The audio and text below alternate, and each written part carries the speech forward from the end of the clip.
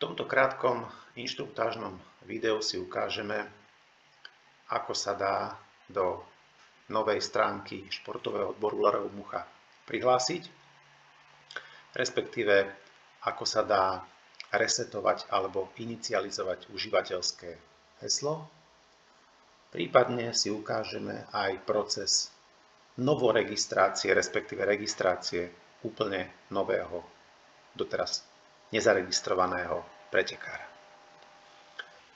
Do aktuálnej verzie webovskej stránky športového odboru Lareho Mucha bolo vopred nahratých približne 300 dát, približne 300 registrovaných pretekárov s tým, že podkladové dáta boli dané k dispozícii sekretariátom Slovenského zväzu športového rybolovu. Ak sa nemýlim, to celkové číslo v súčasnosti ku dnešnému dňu registrovaných pretekárov je okolo 450. Približne 300 z nich bolo do tohto systému v podstate nahratých, s tým, že tých približne 150, ktoré tam neboli do tej databázy vložené, tam neboli vložené z dôvodu toho, že títo pretekári nemali v evidencii uvedenú svoju e-mailovú adresu. A existencia e-mailovej adresy je nutná, nevyhnutná podmienka na to, aby človek mohol byť v rámci tohto webu zaregistrovaný. To znamená, mohol tam mať svoj vlastný užívateľský profil a užívateľský účet.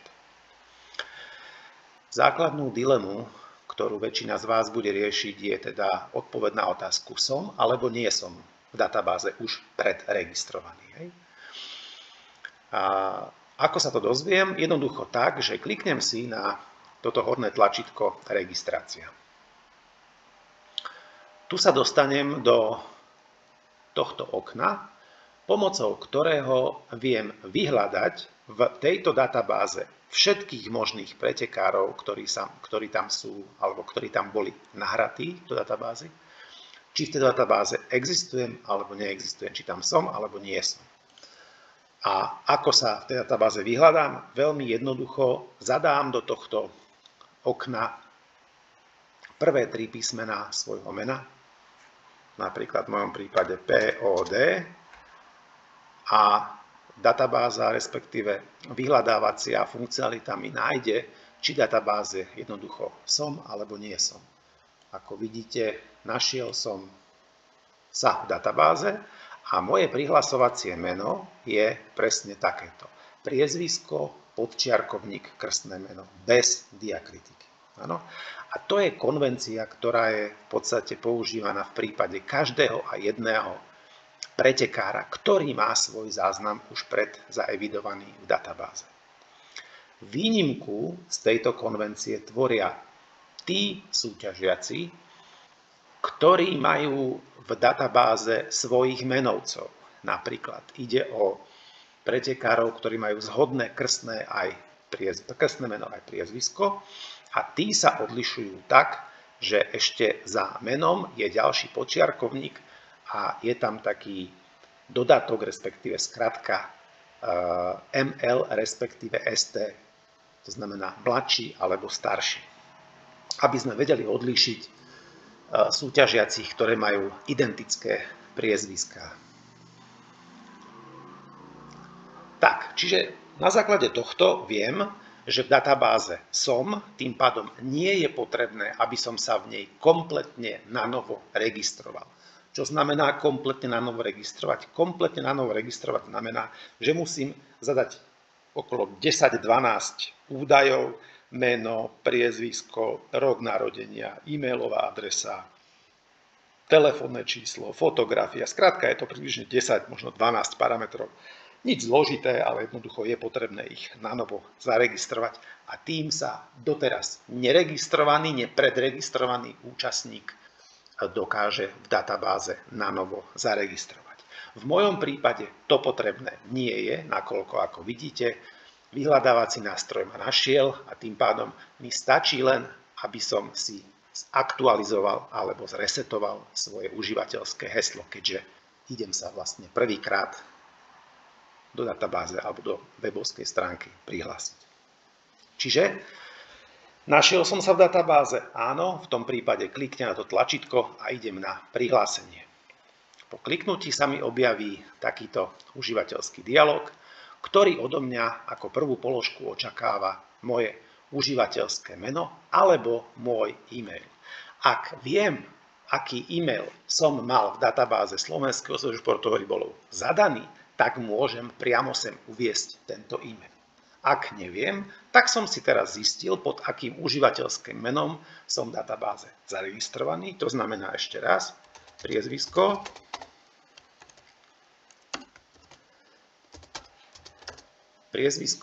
podčiarkovník, meno.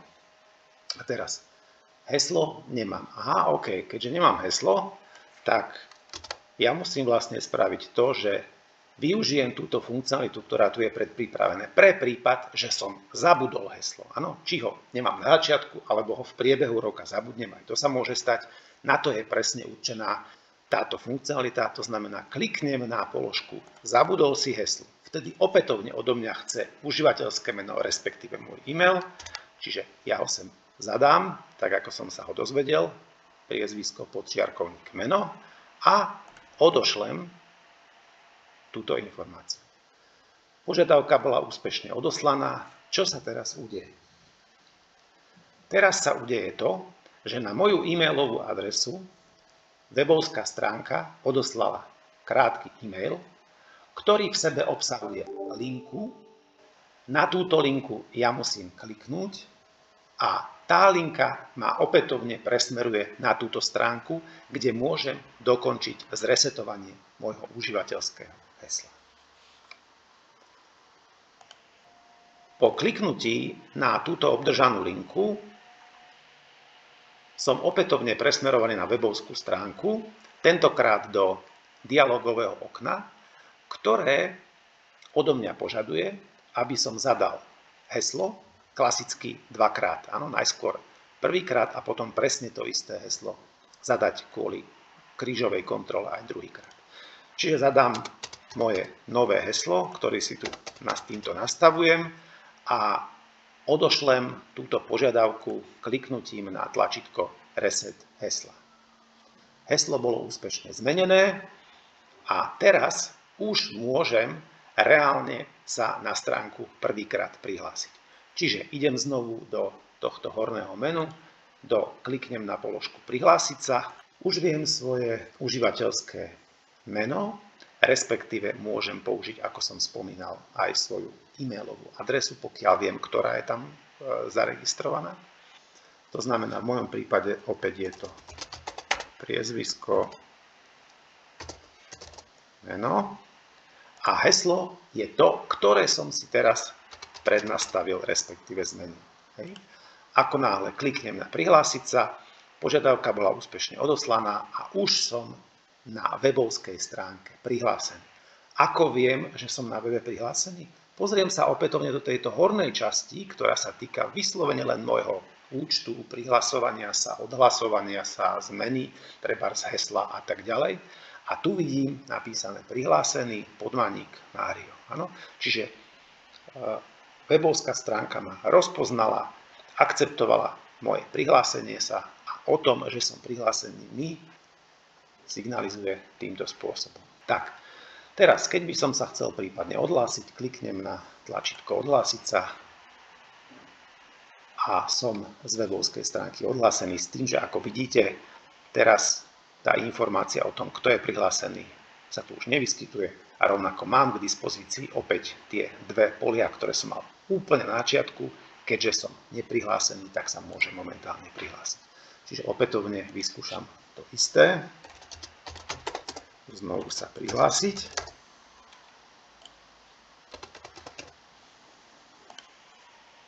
Tak, prihlásený som, áno, signalizuje mi to webovská stránka. Čiže momentálne môžem robiť operáciu prihlasovania sa na preteky. Tak, okrem teda toho, že po prihlásení sa môžem sa do svojho teda účtu užívateľského sa môžem prihlasovať na preteky, tak keď uznám za vhodné, môžem si aktualizovať svoje údaje na svojom osobnom účte, na svojom osobnom profile. Ako tak urobím? V prvom rade samozrejme musím byť prihlásený, ako som teraz prihlásený, a vtedy mám tu v tejto hodnej časti k dispozícii položku menu s názvom Môj účet. Ako náhle naň kliknem, tak sa mi objavia informácie, nejaké také tie základné kľúčové informácie, ktoré nemôžem meniť,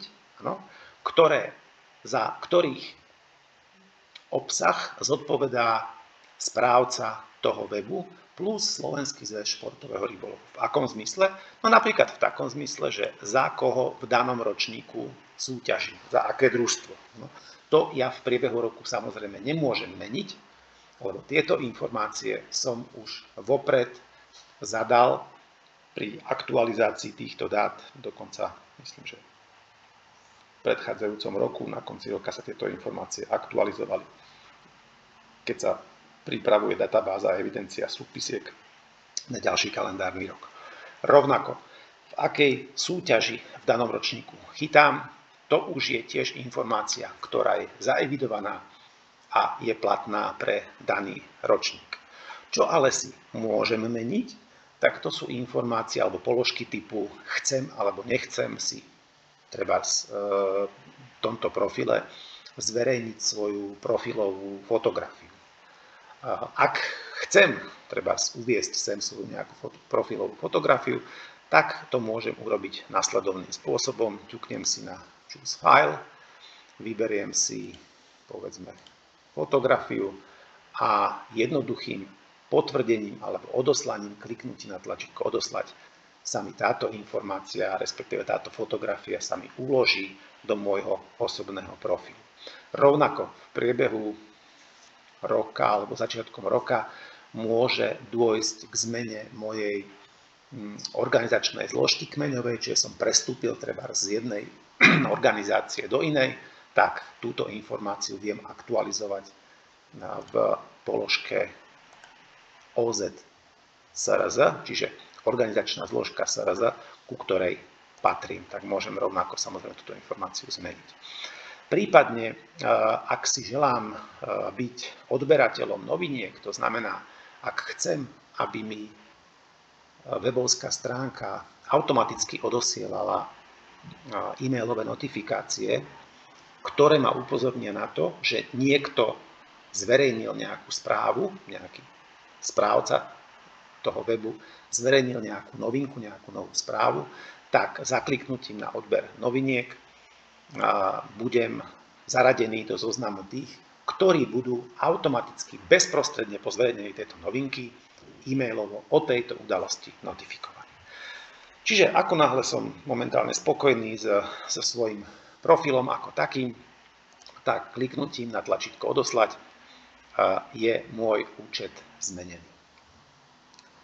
Tak, teraz keď sa prípadne odhlásim,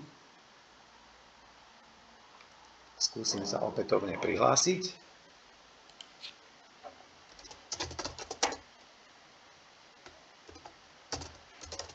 Tak sa presvedčíme, či tam tie informácie, ktoré som tam teraz vložil, či tam tie informácie budú. Čiže prihlásený som, aktuálne kliknem si na môj účet a ako vidíte, aj fotografia, aj informácia o tom, že chcem odoberať novinky, je v mojom profile už uložená a teda bola z toho webu načítaná korektne.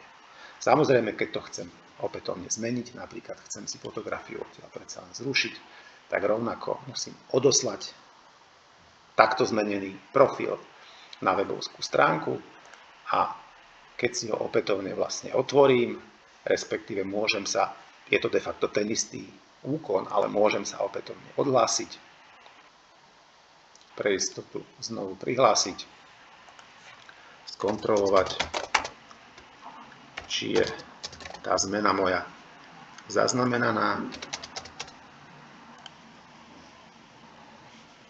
Tak, skontrolujeme si účet a fotografia bola zrušená, ale odber noviniek mám zaškrtnutý tak, ako som si to želal. Takže to je Toľko k tomu, akým spôsobom si môžete aktualizovať svoj užívateľský účet.